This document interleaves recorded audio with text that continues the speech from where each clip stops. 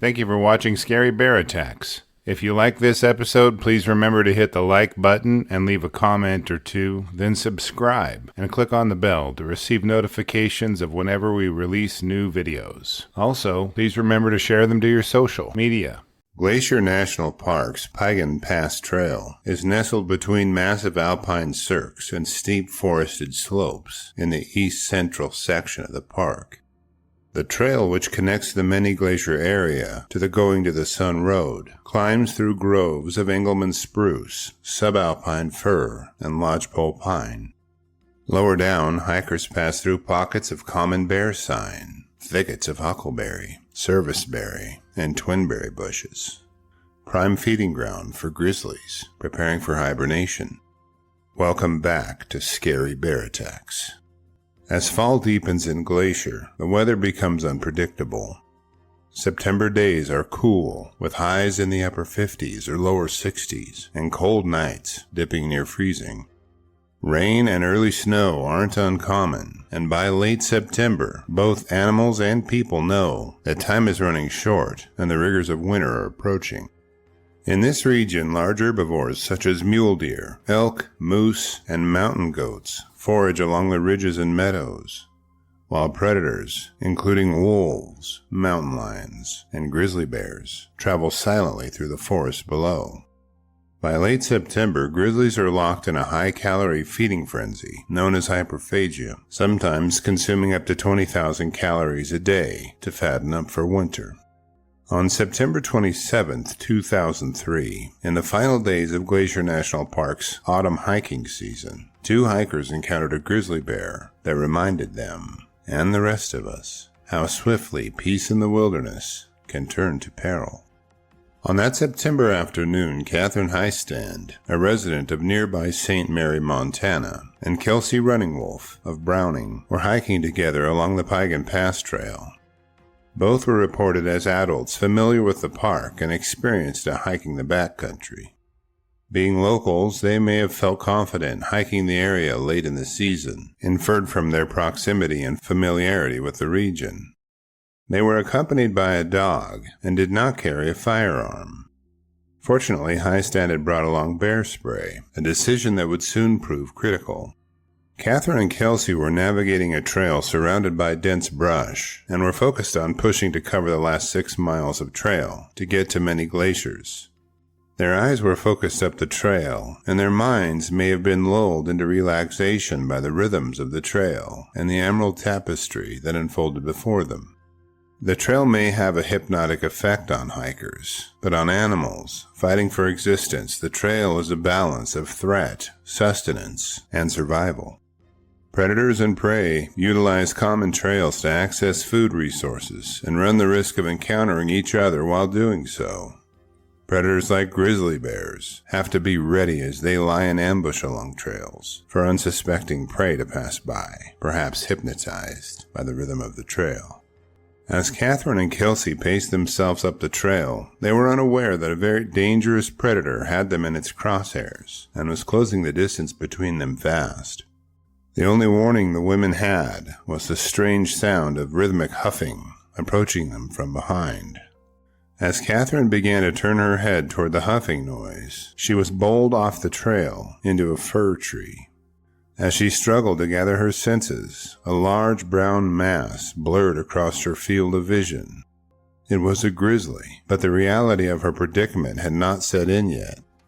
She watched as Kelsy yelled and stepped between herself and the bear, only to be flattened in the middle of the trail. Before Kelsy could regain her senses, the massive grizzly was atop her and pressing her to the ground. Searing pain shot through her shoulder as the bear drove its canines through her flesh. Kelsy screamed for help and hoped for divine intervention, as it seemed to be the only solution. But one thing the grizzly could not have known about is the power and courage adrenaline can provide as it surges through the human body.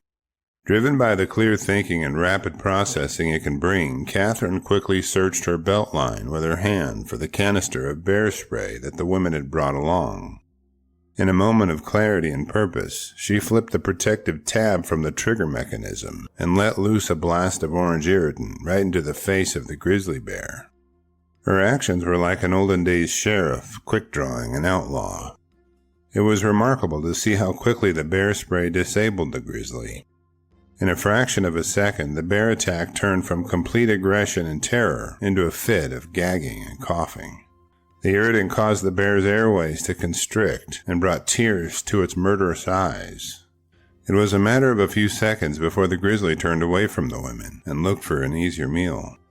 The grizzly scrambled through the bushes up the slope, leaving the women in pain, bleeding, bruised, but alive.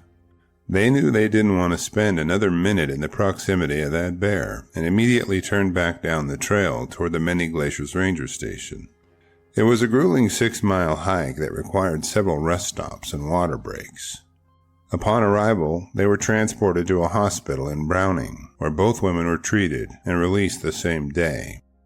Both hikers survived the attack with non-life-threatening injuries, thanks in large part to the proper use of bear spray. Hiestand suffered bruising and trauma from the initial knockdown, while Running Wolf received a serious bite wound to her shoulder. As for the bear, there is no indication it was tracked or euthanized. Based on the sequence of events and time of year, officials believed it was likely a surprise defensive encounter, not a predatory attack. The bear may have been startled by the hiker's presence, or was feeding nearby, possibly in thick vegetation, when it felt threatened. There were no cubs reportedly nearby, and no animal carcass was found in the vicinity.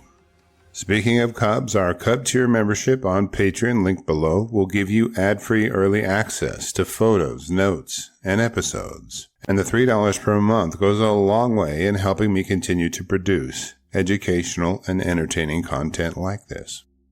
The bear spray's successful use and the hiker's ability to self-rescue reinforce both the importance and effectiveness of carrying non-lethal deterrents in bear country. As indicated in prior episodes, Glacier National Park currently hosts a grizzly bear population of between 300 and 600 bears. Bear density is extremely high here, even if you do not factor in black bear populations, reaching 1 bear per 2 to 4 square miles with grizzlies alone. The majority of attacks in the park occur in the late summer and early fall months, during the critical period of hyperphagia, so plan accordingly. After reviewing the facts surrounding this episode, I am left with a few questions for you. Should all hikers be required to carry bear spray in high-density grizzly zones? What would have happened if Hiestand hadn't had her bear spray, or couldn't reach it in time? Why do you think the grizzly attacked the 2 female hikers who were walking away from it? I'll gladly read and reply to your thoughts, so post them in the comments section below, and let's talk about it. Thank you for watching Scary Bear Attacks. If you've enjoyed this episode, please consider clicking on the like button and clicking on the bell icon. We'll help you know when we post our new episodes.